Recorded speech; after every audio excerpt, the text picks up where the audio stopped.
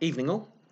Well, I've been following the details of the Sargon of Akkad and Patreon debacle with keen interest over the last few weeks. And as the story's developed, new players have come into it. There's new companies are getting involved, and we're getting a clearer picture about what happened and who was responsible. And it seems like very large financial corporations are behind this banning. And I want to go into it a little bit with this video of trying to figure out why this is happening, how's it all linked, given the information that we know, and to make some reasonable conjectures about why it's happening, how it's happening.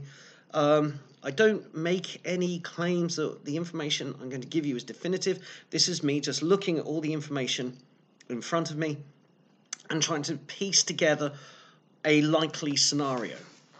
And then from that, I'm throwing it open to you guys to see if you've got any information, you've got any insights that you want to share, and take it from there.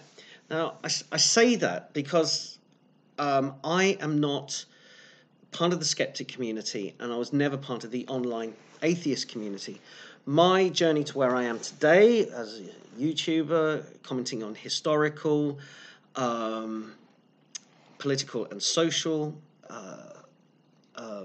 topics, is because I came from the conspiracy theory debunking community, if there was one. There was a small group, but it was kind of bespoke for each conspiracy theory. I seem to go across all of them. But I started off, I was doing my entertainment stuff, and I was writing silly blog posts and reviews of James Bond films and stuff like that. And then about 7 or 8 years ago, the moon landing conspiracy theory sort of peaked again online. There were all these websites and YouTube channels that were promoting all these conspiracy theories. And I found myself with a bunch of allied people, scientists, engineers, science academics, and people just had an interest in history and the space program, and we were taking the conspiracy theorists on and debunking them, examining their claims, seeing if they held up to scrutiny based on our knowledge. I mean, for my part, I didn't bring the scientific and engineering knowledge. I brought historical knowledge because I'd heavily researched the space program and the Apollo moon program, so I had a lot of information, a lot of sources I could go to, international sources of historical record that I could go to. So that's where I came into it. I started debunking the moon landing conspiracy theory, and I've got to say proudly, all of us in that group, we put the theory down another time. There's the vestiges of it, because you can never completely erase it, but we have put it back in its place. Just sort of kicked it to touch, for the time being, until they get better with their mad theories and presenting them. But from there, I went into JFK debunking, and Oswald totally did it, okay? And also 9/11 inside job debunking. Yes, it wasn't, Al-Qaeda did fly planes into the buildings, and there was no nanothermite, okay? And I can sort of see some people go, rubber is wrong for these reasons. And also chemtrails. I love that one. But by the time I got to chemtrails, I started bumping into people who were commenting socially and politically. And so from the moon landing conspiracy theory debunking, I encountered Steve Shives. And I thought Shives was okay at debunking conspiracy theorists, but he was always very smug and condescending. And then he started clashing with people. He started showing his very progressive left colours, and his atheism plus credentials. And so that brought me into contact with the work of Douglas Murray, who is I would say would be a natural opponent of Steve Shives. But also the name Sargon of Akkad kept coming up. People said, oh, you've got to check out Sargon of Akkad. And then other people on the left would say, you should never check out Sargon of Akkad. And then I checked out Sargon of Akkad, and one thing led to another, and I am here. This is where I am now because of that chain. So I am naturally resistant to conspiracy theories, because I don't think you can have a conspiracy theory of such a large magnitude that can remain undetected and that does not show weaknesses. Which brings us to the Patreon Sargon of Akkad case, because on the surface it might look like a conspiracy theory.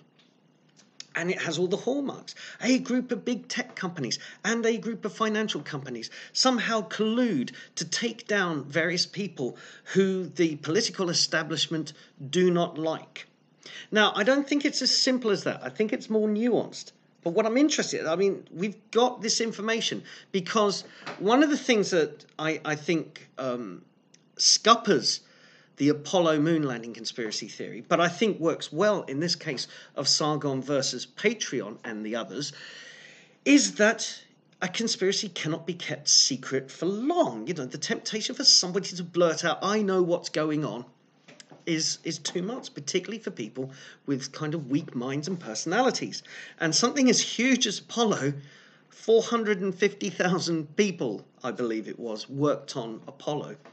And not one of them cracks, not one of them spills the beans in that time period. However, within weeks of Patreon kicking Sargon off its platform, we've got people blabbing. Yes, we kick Sargon off. That's another blow to the fascists. Yeah, because we have Tim Squirrel. Yes, I was going to say something very offensive about Tim Squirrel, but then I realised my little channel might be at risk. So let me just say the person who I profoundly disagree with, Tim Squirrel.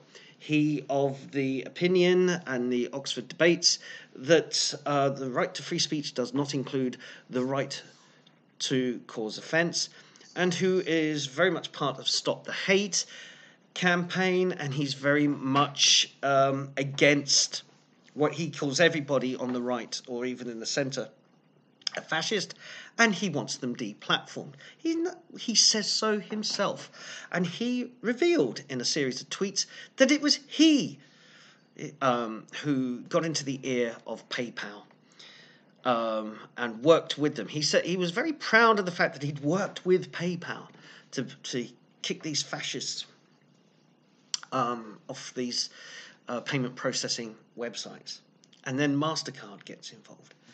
So, you know, we have the various players themselves. Ms. Hunt from Patreon herself blabbed. I mean, they're all blabbing here. So we can put together a better conspiracy theory argument here, thanks in some part to the people actually perpetrating this conspiracy.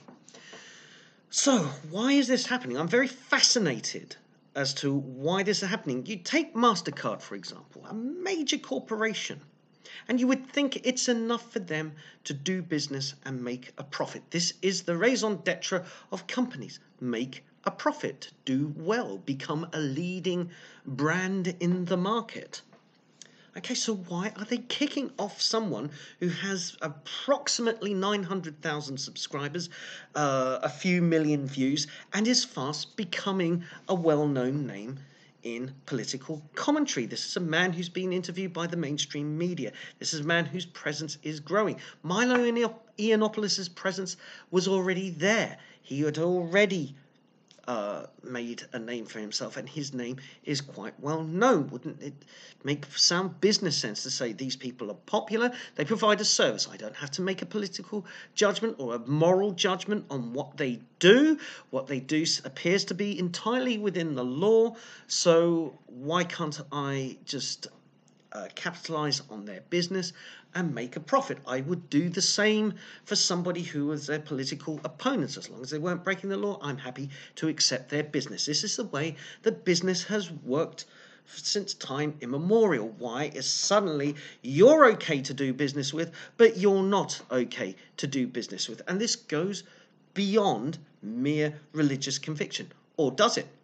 See, what I think is happening here is a new kind of religion has emerged. This isn't Judeo-Christian religion, although it might have borrowed elements from it. Or actually, to correct it, it's taken what it thinks is Judeo-Christian morality and twisted it somehow into their own version with a little bit of a dollop of Marxism on top. So what's MasterCard playing at? What are PayPal playing at? Isn't anybody's money good as long as they're not breaking the law, as long as they're not doing anything illegal? Shouldn't their money be good? Well, the thing is, there is some kind of call it messianic zeal, call it religious fervour, but very much in secular terms. Witness Tim Cook's speech where he's talking about sin and sinful behaviour, as if he knows what sin and sinful behaviour is. Certainly not the Christian model of sin.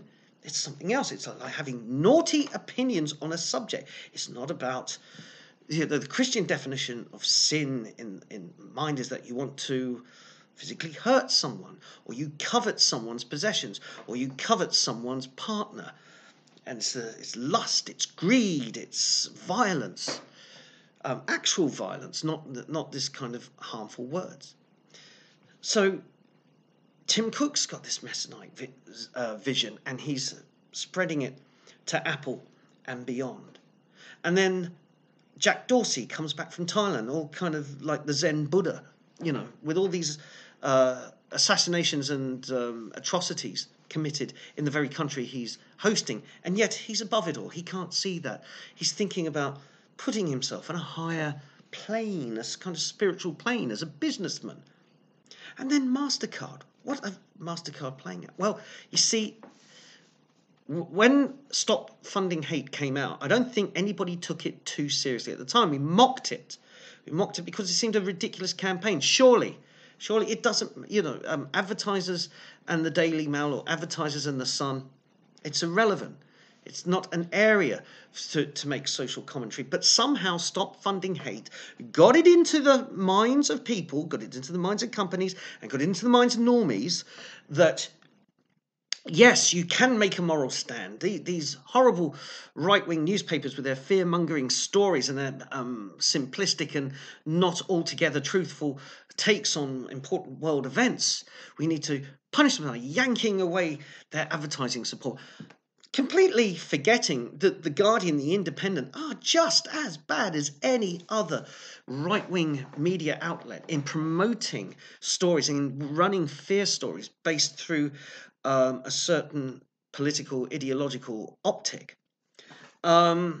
But no, the whole thing was that the Stop Funding Hate ran this campaign, and a lot of us rolled our eyes and we said it was terrible. But crucially, we did nothing to counter it. We let them do it with just us sniping on the sidelines. That's all we ever do in the, call it what you will, the centre and right-wing coalition of liberalists and free thinkers. All we ever do is sit and point out the mistakes that they're making and point out how they're illiberal, and we snipe at the sidelines. We don't actually do anything. And I think it's time we took that apart. Now, how we did it in the conspiracy theory debunking business is that we got the facts behind us and we were relentless. We just absolutely pulled apart every claim that the conspiracy theorists came up with. The big difference is that for a large part, we were dealing with very mentally disturbed people. I mean, we didn't realize it at the time. It'd start off with them sort of giving their reasons why they thought everything was faked and it was a conspiracy. And we would treat them like normal people. But as you got into longer conversations, you actually found out some of them were, if not many of them, were suffering from schizophrenia or from some form of autism. I don't think we got that with the left this time. But you've got to get out there. And you've got to absolutely be ruthless, not nasty. You should never stoop to just online abuse, because they're looking for that. They're looking for you to abuse them so they can get your account taken down. But you have to absolutely counter them with facts, and you never give up, and you keep doing this, because the left, and now the progressive left, and this isn't a conspiracy theory. This is something where all the evidence is pointing to is that the progressive left are now got the ears of big business, and people's bank accounts are being threatened. I think what is really morally objectionable about the Sargon thing, beyond the shutting down his right to free speech, or attempting to shut down his channel and to shut down his ability to reach an audience, but the fact that they did it in the run-up to Christmas. Here is a man who is well known, that he's married, he's got children, and they did it in the run-up to Christmas, trying to attack his income, right? When he's at a time of the year where he's thinking about treating his family, you know. But this is the new politics. This is the new morality, and it's like, I always thought that in the conspiracy theory debunking community, Shives was the weakest because he had no moral core. That was the problem with Shives, is that he sneered at everybody. He held everybody in contempt, and that's where I think this is coming from. That they don't see the free thinkers and the classical liberals as barely human. They see them as things to be swept away by any means possible. So what can we do? Well, the anarcho-capitalists and the libertarians, who I've been chatting with and listening to, are suggesting we need to build a kind of whole alternative to MasterCard, an alternative to PayPal and Patreon. But as the Britisher has said, this is a huge undertaking that will require an incredible amount of money. If you think about MasterCard, they are preeminent in what they do. They're the preeminent company in their sector. And how are you going to start something from scratch to take on MasterCard? They will yank everything. Okay, I'm just going to start up an alternative to Patreon. But we've seen with Subscribestar how easy it is to stomp on that. So that's not the solution. And then I hear things like, well, maybe we need regulation. But we've got regulation already. And thank goodness Lior Lesser over at YouTuber Law is filing an antitrust suit. This is something I can get behind because it is using the tools we already have to go after what has been a massive overstep and overreach by these companies. But finally, what can we do? Well, there is a moral case here. This is the case for capitalism itself. We are now in the era of, I think, what is called crony capitalism and the unholy alliance between Marxism and corporate capitalism. The fact that Stop Funding Hate, Tim Squirrel, and all the rest on the progressive left can get to MasterCard and say, don't you want to be a good company? Don't you want to be a moral company? And even if it costs you millions, perhaps even tens of millions or even billions of dollars of profit, as you go after these people and everybody leaves your company in disgust, we will get them. We will stomp on those people one day. We will win the hearts and minds of the normies, and they will just seem to be like the cockroaches that they are, and they will die out in a generation. And you will be the good guy, and you will continue because we will support you. And that's what we're in. We're in a battle for hearts and minds with normies. I keep saying this, but unless we can get a message out that reaches just people who, at the moment, are happy to go along with these bannings because they think that the people being banned are horrible, horrible people, but we've got to kick it up again. We've got to make the case that freedom applies to everyone, not just a few people. We need to take the Tim Squirrels of this world on, not with abuse, but how we used to do it in the Apollo moon landing hoax conspiracy. We take apart their arguments all the time, just deconstruct their arguments, show the fallacy, show where it doesn't work, and where they are using lies and deceit, you point that out. Okay, you have to do that. Your best weapon is truth and fact. And on that note, Happy New Year, and I'll see you with another video pretty soon. Okay, good night.